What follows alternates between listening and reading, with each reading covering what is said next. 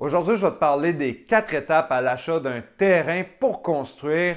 Et dans la deuxième étape, je vais t'expliquer toutes les vérifications à faire essentielles pour t'assurer que ton projet va fonctionner et ne pas perdre d'argent ni de temps dans ton projet. Bonjour, je me présente Jean-Rémy Boulay-Giroux, courtier immobilier résidentiel et commercial chez Remax Bonjour dans les Laurentides, ancien inspecteur en bâtiment. Et aujourd'hui, j'avais envie de prendre le temps de te partager les étapes qu'on retrouve à l'achat d'un terrain qui est pour beaucoup de gens quelque chose d'assez intimidant parce que c'est pas tous les jours qu'on achète un bien immobilier, qu'on achète une maison, mais une maison, on sait c'est quoi. Puis on se fait une idée que je vais faire un offre, puis on va faire la vente, puis on va déménager, puis ça va être réglé. Un terrain, c'est un autre projet, là. C'est vraiment une autre histoire, puis je voulais prendre le temps, vu que j'ai bien des clients qui souvent sont dotés de beaucoup d'anxiété dans ces projets-là quand c'est la première fois parce qu'il y a beaucoup d'inconnus. Puis plus qu'il y a d'inconnus, plus qu'on est anxieux, moins on a de fun. Fait que moi, mon but, c'est d'avoir du fun avec mes clients. Puis c'est pour ça que je veux prendre le temps, tant qu'à faire, de partager avec vous les informations qui suivent. OK? Donc, étape numéro 1, vous avez décidé que vous vouliez construire une maison sur votre propre maison, sur votre propre terrain. Bien, on est au magasinage. OK? L'étape assez simple, assez facile, assez le fun même, je dirais, parce que on regarde c'est quoi qu'il y a dans le buffet. OK? C'est important de bien déterminer c'est quoi votre budget et vos besoins parce que vous allez avoir plusieurs offres devant vous puis il va falloir faire des sacrifices à quelque part parce que c'est rare de trouver le terrain idéal. Fait que si vous voulez absolument un accès au lac, bien, ça se peut que vous n'ayez pas l'orientation sud. Fait que voici quelques éléments, 4 éléments à considérer pour l'achat de votre terrain. Quelle grandeur vous avez besoin? C'est sûr que ça va vous prendre un gros terrain. Si vous voulez un garage puis une maison intergénérationnelle, on ne parle pas d'un terrain de 10 000 pieds là, si vous voulez apprécier là, le terrain.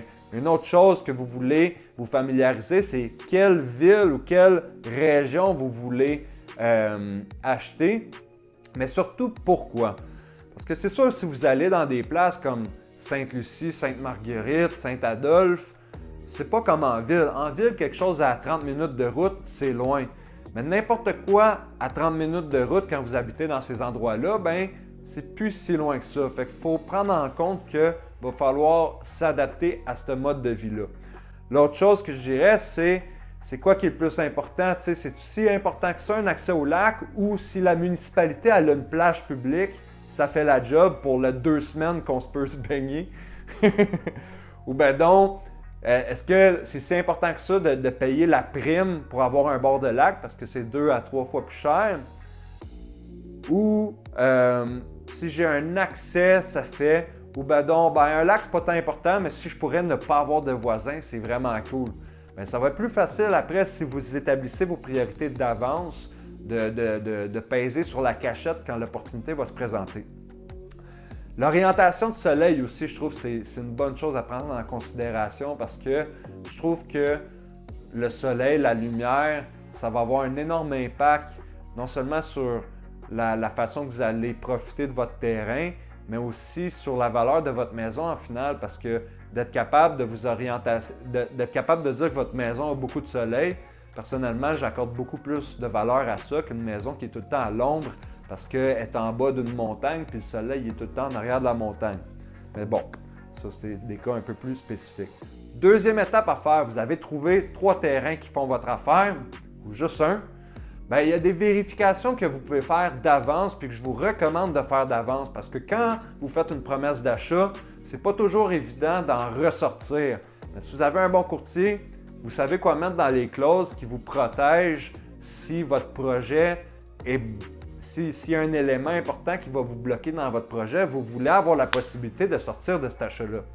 Mais il y a des vérifications importantes à faire que vous pouvez faire avant. Par exemple, est-ce que dans l'acte de vente précédent, vous pouvez prendre connaissance de droits de passage, de servitude, d'empiètement? Je veux dire, si vous n'avez pas de place pour avoir un puits, il va falloir vous brancher sur le puits de l'autre. Peut-être qu'il y a déjà une servitude. Il y a tellement de choses qu'il peut avoir dans ces documents-là. C'est vraiment important d'en prendre connaissance. Puis Si ça ne fait pas partie de vos conditions quand vous achetez le terrain, ben vous ne pourrez pas, s'il y a quelque chose qui ne fait pas votre affaire, renégocier par après, là. Fait qu'il faut vérifier ça. Il faut vérifier, est-ce que vous êtes dans une zone inondable? Est-ce qu'il y a un certificat de localisation? S'il n'y en a pas, ce serait une excellente idée d'en demander un avant la transaction chez le notaire pour justement prendre connaissance des droits de passage qu'il pourrait y avoir. Est-ce que c'est considéré une zone agricole? Est-ce que c'est une zone d'avion? Est-ce que c'est une zone inondable, etc. Ensuite, une autre vérification importante à faire, c'est le zonage. Vous pouvez écrire à la ville, vous pouvez rechercher par vous-même c'est quoi la grille de zonage qui s'adresse à la propriété que vous convoitez. Dans cette grille-là, vous allez prendre connaissance de c'est quoi le ratio habitation par rapport au terrain. C'est quoi la quantité de déboisement que vous avez le droit? C'est quoi les marges que vous avez à respecter? C'est ça que vous avez besoin pour savoir si vous pouvez construire la maison de vos rêves. C'est important d'en prendre connaissance. Est-ce que vous pouvez faire de la location court terme? Ça va être écrit dedans. Est-ce que vous pouvez construire un bigénérationnel, un duplex, un triplex, etc. C'est des choses importantes à savoir. Puis c'est même, il y a même du monde qui vendent sans prendre connaissance de ça. Puis c'est un bon moyen de trouver des valeurs cachées à des propriétés parce que si par exemple vous achetez un terrain, il y a une vieille maison dessus, puis qu'en réalité vous pouvez construire un triplex à un endroit super recherché, bien peut-être que le terrain, lui, il vend comme si il y a une maison à démolir dessus, mais peut-être que ça vaut beaucoup plus que ce que la personne pense. Fait que vérifier le zonage avant de faire les offres, c'est toujours une bonne affaire à faire.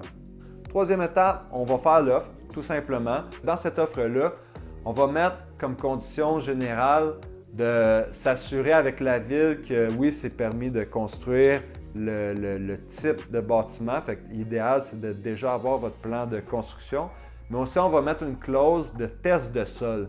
Ce test de sol-là, en fait, c'est principalement un test de percolation qui va s'assurer que le sol que vous avez va permettre la présence d'une installation septique fonctionnelle.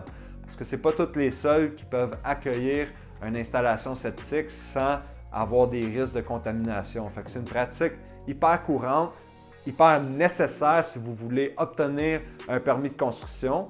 Fait que c'est souvent là que le monde a peur, mais c'est juste d'être conscient que bon, ben j'achète un terrain, première étape, je fais l'offre, deuxième étape, je fais le test de sol.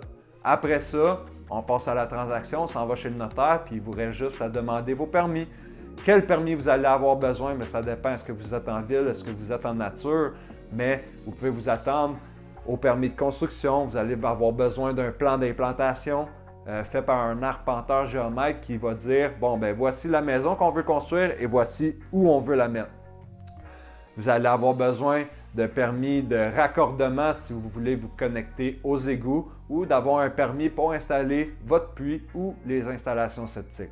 Si vous avez des questions, n'hésitez pas à les inscrire en commentaire. Vous avez d'autres sujets que vous aimeriez qu'on discute ensemble. Ça me ferait plaisir de vous servir autant d'informations que vous le désirez. N'hésitez pas à me contacter pour quelconque projet immobilier. Je m'appelle Jean-Rémy, je travaille dans les Laurentides jusqu'à Montréal, ancien inspecteur en bâtiment. Au plaisir de vous servir.